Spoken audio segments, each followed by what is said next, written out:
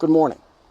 When we compare the economic strength of different countries, we tend to look first at GDP. Gross domestic product is the total market value of finished goods and services provided within a country's borders during a period of time.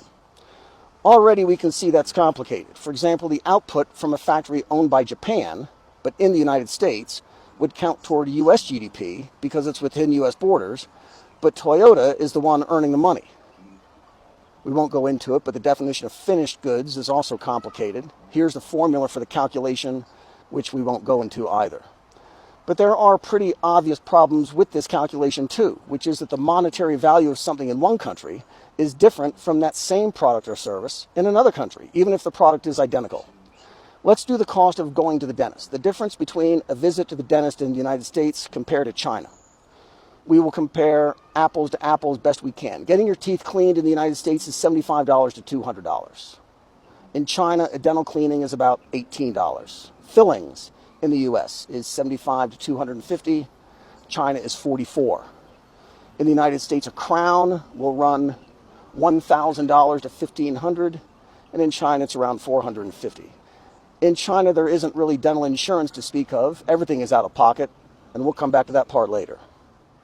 So that's a trip to the dentist. Let's book a downtown hotel in New York City and do the same for Shanghai.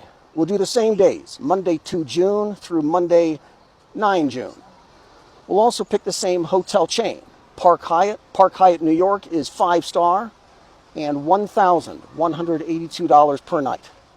Park Hyatt Shanghai, 5 stars, same dates, is $286 a night. But a business traveler staying in New York City is somehow contributing more than 4 times the GDP of New York and the United States than a business traveler to Shanghai, staying in an almost identical 5-star property. The cost to attend a top university in the US is tens of thousands of dollars more than a top university in Europe, and especially compared to Asia. But it all adds up to a higher GDP for the United States.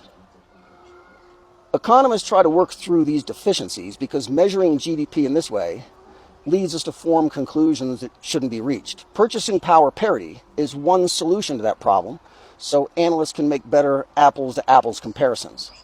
And by comparing purchasing power parity GDP, the charts suddenly look very different.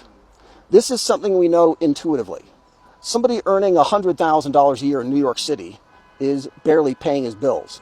But someone earning $100,000 a year in a smaller town 100 miles away is probably doing fine because everything just costs less. That's how purchasing power parity works. It compares what similar things cost. There are 3 other major problems with GDP in the way we calculate it. The first problem is here, which involves imputations. Economists in the United States assign values based on estimates from market values for a lot of economic output that is not actually produced or traded. One of them is the imputed rental of owner-occupied housing. Here, economists take all the owner-occupied housing in the United States and estimate what the rent for all those properties would be. If you live in a home that you own and you were charging yourself a market rent, how much would you be paying yourself? And we include that number population-wide in US GDP.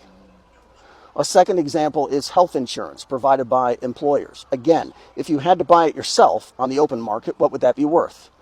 Add up those and other imputations, and that adds up to about 14% of US GDP, about $4 trillion in 2023.